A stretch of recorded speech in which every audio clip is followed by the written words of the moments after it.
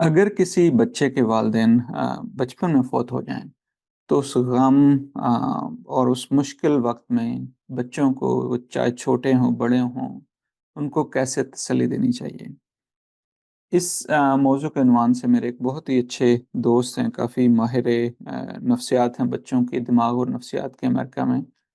तो उन्होंने मुझे स्पेशल रिक्वेस्ट की थी कि उनके एक जानने वाले हैं, उनकी बहन की डेथ हो गई थी और उनके छोटे बच्चे हैं। तो कैसे उन बच्चों को तसल्ली दी जाए, उनको हौसला दिया जाए, उनको कैसे उनसे बात की जाए, ये जो इतना बड़ा सान्या हो गया है। और आपने भी अक्सर देखा होगा या ऑब्ज़र्व किया होगा कि ख़ानदान में या कहीं मोहल्ले में अगर इस तरह का कुछ हो जाए तो बहुत मुश्किल होता है कि बड़े तो चलो कुछ न कुछ रो के, धो के, बात करके मसरूफ़ होके अपने गम को थोड़ा-सा धो लेते हैं, लेकिन बच्चे जो हैं वो कैसे जो माँ-बाप जो उनकी पूरी ज़िंदगी का सहारा होते हैं, ख़ास तौर पे अगर माँ के साथ तो बच्चों के साथ बहुत अटैचमेंट होती है क्योंकि आम तौर पर वो घर पर ज़्यादा काफ़ी टाइम गुज़ारती है। बच्चों को मतलब पेट से लेकर बाहर तक बच्चे जब बड़े होते हैं, हर-हर जो है वो मुश्किल में, खुशी में वो बच्चों के साथ होती है। तो अगर उसकी इस तरह जुदाई हो जाए, तो बच्चों को कैसे तसल्ली दी जाए? तो इस हवाले से मैं कुछ चीज़ें शेयर करना चाहूँगा आज आप लोगों से। देखिए, सबसे अहम चीज़ मेरे नज़दीक ये होती है कि हम बच्चों को एक ऐसा माहौल फ़राहम करें कि जहाँ पर बच्चे इसके बारे में बात कर सकते हैं। क्योंकि अक्सर औक़ात देखा ये गया कि बड़े ये कहते हैं कि हाँ, ये तो बिल्कुल बहुत दुःख की बात है, कोई बात नहीं, तुम्हारे पापा तो इधर ही हैं, तुम्हारी दादी, दादा, हम लोग इधर हैं, सब ठीक हो जाएगा, वक़्त के साथ बेहतर हो जाएगा। बोलो ज बात करो, बात करोगे तो गम हल्का हो जाएगा और रो लो, देखो सब रो रहे हैं, रोने से तो हल्का हो जाता है। मतलब हम जो है ना उसका जो मसला हमारी कोशिश यही होती है कि हम उस उन बच्चों को छोटे हैं या बड़े हैं, उनको मदद करें, उनको हेल्प करें। लेकिन उस कोशिश में बाज़ दफ़ा हम इतने ज़्यादा वो हो जाते हैं कि इस चीज़ को ठीक करने में कि हमें ये एहसास ही नहीं होता कि बच्चा खुद किस मुश्किल से गुज़र रहा होता है। या वो उदास है, वो परेशान है, वो स्केर्ड है, वो गुस्से में है, वो किस किस्म के ख़्यालात आ रहे हैं, उस तरफ इतनी तवज्जो नहीं जाती। बस यही होता है कि ये कर लो, वो कर लो, ये ना करो, वो ना करो, वक़्त के साथ ठीक हो जाएगा। जिसकी वज़ह से वो जो बच्चे का अंदर का गम होता है, वो बाज़ दफ़ा अंदर ही रह जाता है। और बच्चा गर्दन तो हिला रहा होता है, ठीक है, बिल्कुल ठीक है। लेकिन जब तक आप उसके अंदर के जो एहसासात हैं, उसके दिमाग में, उसके दिल में क्या चल रहा है, जब तक आप उसको जानने की कोशिश नहीं करते, एक ऐसा माहौल नहीं देते कि जहाँ पर वो उन चीज़ों को, उन ख़्यालात का इज़हार कर सके, बड़ा मुश्किल होता है कि बच्चा को कोई भी बात जो है सुकून दे सके, कोई बात जो है तसल्ली दे सके। तो इसमें सबसे अहम चीज़ होती है कि जब बच्चे को थोड़ा-सा भी टाइम हो क्योंकि आपको पता है कि फ़ौतगी के बाद तो मिलना-मिलाना इतना ज़्यादा होता है और आना-जाना लोगों का लगा हुआ होता है। तो जब जैसे ही थोड़ा-सा टाइम मिले, तो बच्चों के साथ बैठें और उनसे पूछें कि वो क्या महसूस कर रहे हैं, क्या चल रहा है, कि वो इसके बारे में बात करना चाहते हैं, नहीं चाहते। और अगर वो अक्सर औक़ात बच्चे नहीं बात करना चाहते, तो आप खुद बता दें कि मुझे कितना ज़्यादा अगर आप उन रिश्तेदार हैं, बहन हैं, भाई हैं, माँ-बाप हैं, खुद बता दें कि आप कितना उनकी मदर को जो है ना वो मिस कर रहे हैं और उनकी क्या-क्या चीज़ें आपको किस-किस चीज़ों किन-किन चीज़ों की याद आती है, किस-किस कहाँ-कहाँ पर उन्होंने जो है ना आपको as a sister, as a daughter आपने कैसे उसने आपको हेल्प किया। तो जो अच्छी चीज़ें हैं उसके बारे में बताएँ और आप बताएँ कि मेरा भी दिल बहुत करता है कि मैं रोऊँ और काफ़ी दफ़ा मुझे ऐसा लगता है कि जब मैं रो लेती हूँ तो मेरा बोझ हल्का हो जाता है। तो इन चीज़ों को हम नॉर्मलाइज़ करते हैं कि बच्चे को ये लगता है कि भई रोना-धोना जो है कोई बुरी बात नहीं है। इसमें एक गुस्से में आना कि अल्लाह मियाँ ने ऐसा क्यों कर दिया, ये ज़ुल्म मेरे साथ ही क्यों होता? तो इस तरह के ख़्यालात आना ये बहुत नॉर्मल होता है। जब हम ये बातें बच्चों के साथ करते हैं तो उनको ये लगता है कि अच्छा मेरी तो ख़ाला भी, मेरी चची भी, मेरे पापा भी, मेरी दादी भी, दादा भी वो भी इसी कैफ़ियत से गुज़र रहे होते हैं। तो फिर उनको अपनी वो जो उनके अंदर की कैफ़ियत होती है उसको शेयर करना आसान हो जाता है। तो पहली चीज़ यही है कि आप उसमें वो माहौल दें। अच्छा अब अगर बच्चा नहीं बात करना चाह रहा तो पुश ना करें कि नहीं, नहीं, नहीं, नहीं तुम्हें बात ज़रूर करनी चाहिए, इस तरह अलग-थलग ना बैठो, वही तो गम तुम्हारे अंदर ही रह जाएगा और ये पता नहीं एक ही दफ़ा गम इतना बड़ा होके फट जाएगा, पता नहीं क्या हो जाएगा। तो हम बाज़ दफ़ा बहुत पुश करते हैं बच्चों को। तो मैं ये कहूँगा कि आप अपना बताएँ कि आप किस उससे गुज़र रहे हैं, आप आपको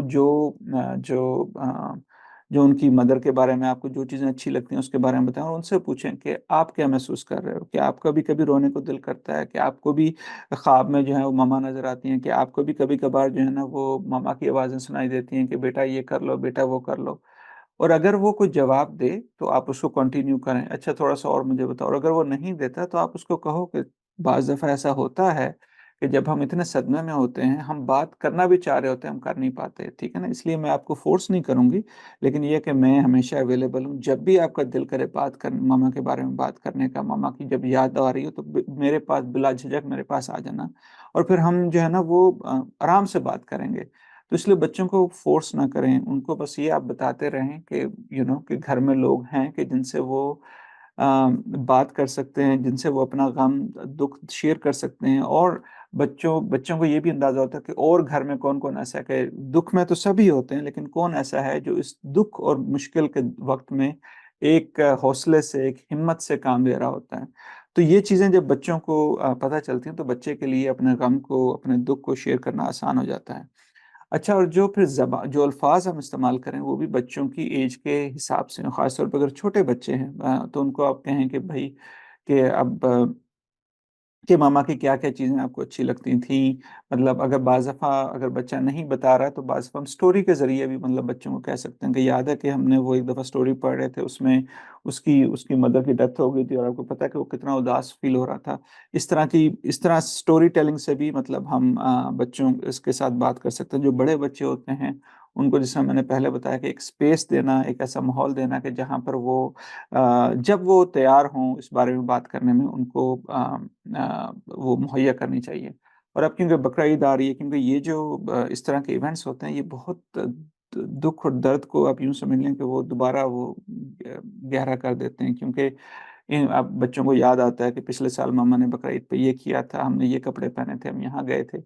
तो इसलिए आप अभी से मतलब उन बच्चों को अगर कोई भी इस तरह का इवेंट आ रहा है तो आप पूछना शुरू कर दें कि भई पिछले बकरा ईद पे किया था, क्या आपको याद मम्मा ने क्या ऐसा किया था जो आपको याद है? तो इस तरह की चीज़ें भी आप बच्चों से करना शुरू कर दें ताकि बच्चों के लिए जो दुःख है, जो वो बकरा ईद पे जब वो महसूस करेंगे, जब बच्चे जो हैं अपने दूसरे बच्चे अपने माँ-बाप से मिल रहे होंगे तो उनको ये चीज़ें बार-बार याद आएँगी। तो बच्चों के साथ इस तरह की बातें उससे पहले उस इवेंट से पहले करना तो उससे भी बच्चों को थोड़ा हौसला हो जाता है, बच्चे थोड़ा जो है ना उस दुःख तकलीफ़ को सहने के लिए थोड़े-से तैयार हो जाते हैं। और जब घर में कोई भी बच्चे हों या बड़े हों क्योंकि और ये दुःख दर्द इतना ज़्यादा हो जाए कि उनको नींद ना आ रही हो, उनको खाना-पीना उन्होंने छोड़ दिया हो, उनकी जो डेली एक्टिविटीज़ हैं उसमें उनका इंटरेस्ट ना रहा हो और अपने आप को जो है ना वो मरने-मारने की बातें हो रही हों और ये बहुत ज़्यादा जो है वो चिड़चिड़ापन हो और बहुत ज़्यादा जो है वो मनफ़ी ख़्यालात हों, तो उस वक़्त जो है और ये रोज़ की बुनियाद पे हो रहे हों, हफ़्ता 2 हफ़्ता हो गए हों, चीज़ें ठीक ना हो रही हों, तो फिर ये है कि आप प्रोफ़ेशनल हेल्प भी उसके हवाले से आप ले सकते हैं। जो डॉक्टर हैं, पीडियाट्रिशियन हैं या जो दिमाग और नफ्सियात के हैं, आप उनसे भी इस सिलसिले में मतलब आप हेल्प ले सकते हैं। और एक और चीज़ जो हमारा मैं अभी कुछ अर्सा पहले एक तफ़सीर कुरान पाक की तफ़सीर में ये पढ़ रहा था कि जहाँ पर हज़रत मूसा अलैहिस्सलाम और हज़रत ख़िज़र अलैहिस्सलाम का वो वाक़या उसमें चल रहा था कि जहाँ पर हज़रत मूसा और हज़रत ख़िज़र अलैहिस्सलाम दोनों इकट्ठे जा रहे होते हैं। तो हज़रत ख़िज़र अलैहिस्सलाम जो है वो कश्ती में सुराख कर देते हैं, फिर वो एक बच्चे को कत्ल कर देते हैं, फिर वो एक जगह जाते हैं कि जहाँ के लोग बहुत ज़ालिम होते हैं, उनको खाना नहीं देते लेकिन वो उनकी दीवार तामीर कर देते हैं। तो हज़रत मूसा बहुत नाराज़ होते हैं, पूछते हैं कि तुमने ये चीज़ें क्यों की? तो फिर जब हज़रत ख़िज़र उनको बताते हैं कि जो आपको नज़र आ रहा होता है, ठीक है ना? वो और होता है लेकिन उसके पीछे अल्लाह पाक की क्या हिकमत होती है, क्या उसके पीछे जो है वो अ, ब हिकमत बसीरत छुपी हुई होती है, वो हमें अंदाज़ा नहीं होता। तो बच्चों को ये बताना कि देखें ये अल्लाह की तरफ से एक इम्तिहान होता है, ठीक है? और इसमें और अल्लाह पाक कभी भी कोई ऐसी मुश्किल नहीं डालते कि जिसका हम बोझ बर्दाश्त ना कर सकें। तो ये होता है कि बाज़ दफ़ा हमें ये लग रहा होता है कि ये पता नहीं क्यों ज़ुल्म हो गया, मेरे साथ ऐसा क्यों हो गया, मेरे साथ ही ऐसा क्यों हुआ? लेकिन इसमें कुछ न कुछ अल्लाह पाक की हिकमत और बसीरत होती है, कुछ न कुछ जो है वो अल्लाह पाक आपको हौसला भी देते हैं, हिम्मत भी देते हैं और ये है कि बाकी फैमिली वालों को भी वो इसी तरह जो है ना वो अल्लाह पाक हौसला हिम्मत देते हैं ताकि वो इस मुश्किल वक़्त में आपस में जो तकलीफ़ है, जो दुःख है, उसको आपस में मिल-जुल कर बाँट लें और इस मुश्किल वक़्त में एक-दूसरे का साथ दें। और इसमें वालिद का रोल भी बहुत ज़्यादा हो जाता है क्योंकि वालिद बहुत मुश्किल से गुज़र रहा होता है, ज़ाहिर-सी बात है, एक मियाँ-बीवी का रिश्ता होता है, तो उनका भी एक रोल अहम हो जाता है कि वो भी हिम्मत बाँधें और जो है वो अपने बच्चों के साथ जो है उनसे पूछें क्या है, क्या किस चीज़ की उनको याद आ रही है, क्या चीज़ें उनको ज़्यादा सताती हैं। कैसे हम जो है ना मिल के ये जो बजाए इसके कि फ़ादर अपने रूम में या अपने दोस्तों में हों, जो हैं वो ख़ाला, चाची वो अपने अलग से रो रहे हों, बच्चे अपने रूम में हों। कोशिश करें कि एक टाइम ऐसा और मतलब डिसाइड कर लें रोज़ की बुनियाद पे कि जहाँ पर हम इसके बारे में बात कर सकें। और उसके साथ-साथ एक बहुत अहम चीज़ जो मैंने देखी है कि जब इस तरह के सयाने हो जाते हैं तो नींद की, खाने-पीने की रूटीन बिल्कुल वो डिस्टर्ब हो जाती है। तो रिश्तेदार बहुत ज़्यादा आए हुए होते हैं। तो इसलिए कोशिश ये होनी चाहिए कि जो लोग हैं उनकी जो रूटीन है मतलब बच्चे हैं, बड़े हैं, कोशिश करें कि अपनी रूटीन जितनी ज़्यादा से ज़्यादा सोने की, खाने-पीने की और बाकी जो है उसको मेंटेन रखें। और बाकी ये है कि अल्लाह दुआ करते रहें कि जो तो इस दुनिया से चला गया अल्लाह पाक उनको जन्नत नसीब करे और बाकी जो जो भी इनके गम में हैं अल्लाह पाक उनको हौसला दे और हिम्मत दे। अपना बहुत सा ख़्याल रखें। आपके ज़हन में कोई भी सवालात हों, कोई भी पेरेंटिंग के हवाले से, बच्चों के हवाले से प्लीज़ हमें आगाह करें। हमारी कोशिश होगी कि हम उसके बारे में अपने यूट्यूब पे, फ़ेसबुक पे जो भी मालूमाती वीडियोज़ होंगी उसको अपलोड करेंगे। और इस वीडियो के हवाले से भी अगर आपके कुछ अपने सजेशंस हो, अपने कमेंट्स हो कि कैसे